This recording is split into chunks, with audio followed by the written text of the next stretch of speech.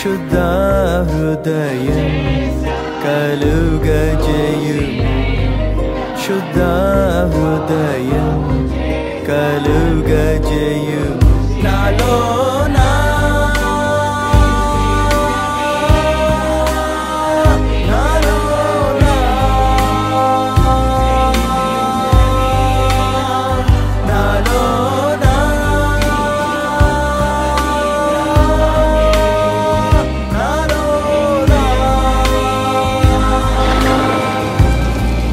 శుద్ధ హృదయం కలుగజేయుము శుద్ధ హృదయం కలుగజేయుము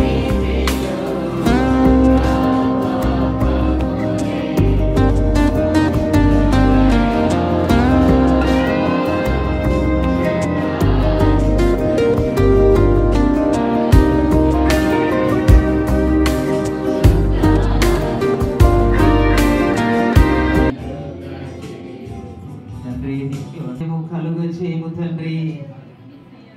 మేము ఒప్పుకుంటున్నాం యేసయ్యా, మేము బలహీనులమని ఒప్పుకుంటున్నాం యేసయ్యా, మేము యోగ్యులు కాదని ఒప్పుకుంటున్నాను, మేము పాపము చేసిన వారమని ఒప్పుకుంటున్నాయన.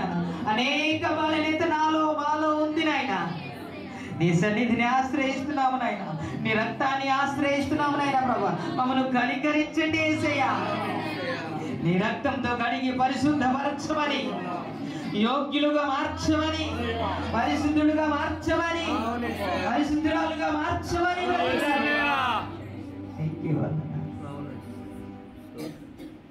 కృప చూపి సహాయం చేసి నడిపించమని యేసు నామములో అడుగుచున్నాము తండ్రి. ఇది మీ కొరకు నలగొట్టబడుతున్న నా శరీరము, దీన్ని తినప్పుడల్లా నన్ను జ్ఞాపకం చేసుకునుడి అని ప్రభు చెప్పిన మాట మనం ఇందాక ధ్యానం చేశాం. కాబట్టి యేసయ్యా, నువ్వు నా కొరకు గాయపరచబడ్డాయి, నా కొరకు నలగొట్టబడ్డావు, నా కొరకు మరణించావు తండ్రి. నేను నీ కొరకు బ్రతుకుతానని ఒక తీర్మానంలోనికి వద్దా, ఈ చెడు అలవాట్లను మానివేసి నీ కొరకే బ్రతుకుతానని పౌలులాగా ఒక తీర్మానంలోనికి వచ్చేద్దాం. అప్పుడే ఒక అర్థం ఉంటది ప్రభు వల్లలో సమీపించడానికి.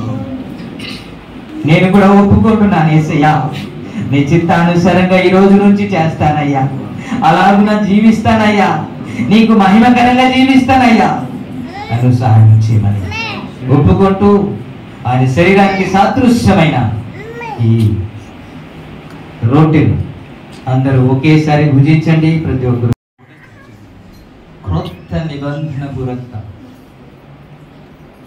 దీన్ని త్రాగినప్పుడల్లా నా మరణాన్ని ప్రచురం చేయండి.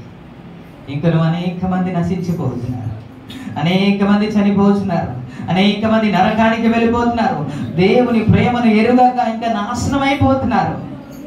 వారిని రక్షించవలసిన బాధ్యత మన మీద ఉంది. కాబట్టి ఒక తీర్మానంలో